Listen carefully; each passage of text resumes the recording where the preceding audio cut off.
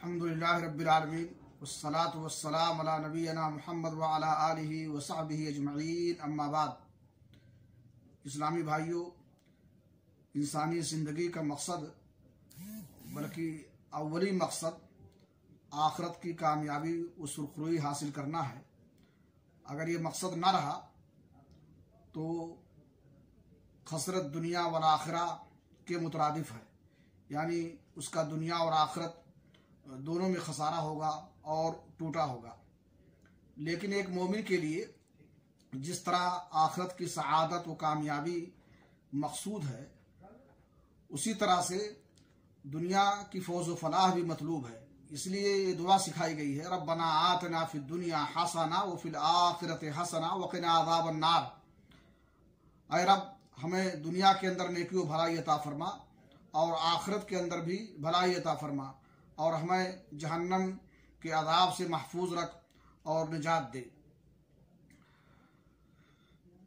फिर कारून, जिसको अल्लाह रब्बुल आलमीन ने वाफिर मिक़दार में माल अता किया था, माल की बहुतात और फरावानी थी, उसमें वो बेजा तसर्रुफ करता था और ज़मीन में फसाद फैलाता था।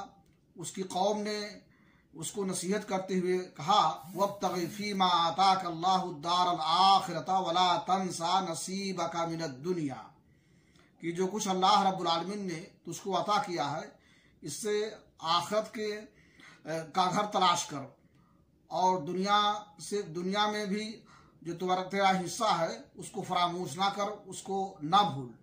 यानी अल्लाह रब्बुल आलमीन ने जो माल व दौलत तुम्हें अता किया है, इसको ऐसी जगहों पर खर्च करो, ऐसे रास्तों पर खर्च करो जहां अल्लाह रब्बुल आलमीन की मर्जी हो, उसकी खुशनुदी हो, ताकि इसका अजर व सवाब तुमको आखिरत में मिले और इसकी वजह से तुम्हारी आखिरत की ज़िंदगी जो है कामयाब हो। और अपने दुनियावी हिस्से को भी ना भूलो, यानी दुनिया के मुबाहात में भी ये माल खर्च करो। वो चीज़ें जिनका इस्तेमाल करना हमारे लिए मुबाह और हलाल है और जो ज़िंदगी की ज़रूरियात हैं उनमें माल को खर्च करना ये मतलूब है और मुबाह है, जैसे खाना पीना है, लिबास है, निकाह है और इस तरह से सवारी है।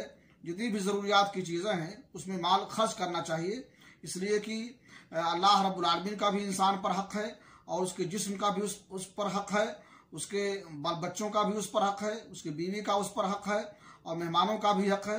तो हर हक़ वाले का हक़ अदा करना चाहिए। अल्लाह रब्बुल आलमीन से दुआ है कि अल्लाह ताला हमें तौफीक बख्शे कि हम दुनिया की लज्जतों से फ़ायदा उठाते हुए आखिरत की ज़िंदगी कामयाब व कामरान बनाने की कोशिश करें। अल्लाह हमें इसकी तौफीक दे। तक़ब्बल या रब्बल आलमीन। व सल्लल्लाहु अलैहि नबीना मुहम्मद व अला आलिहि व सहबिहि अजमईन।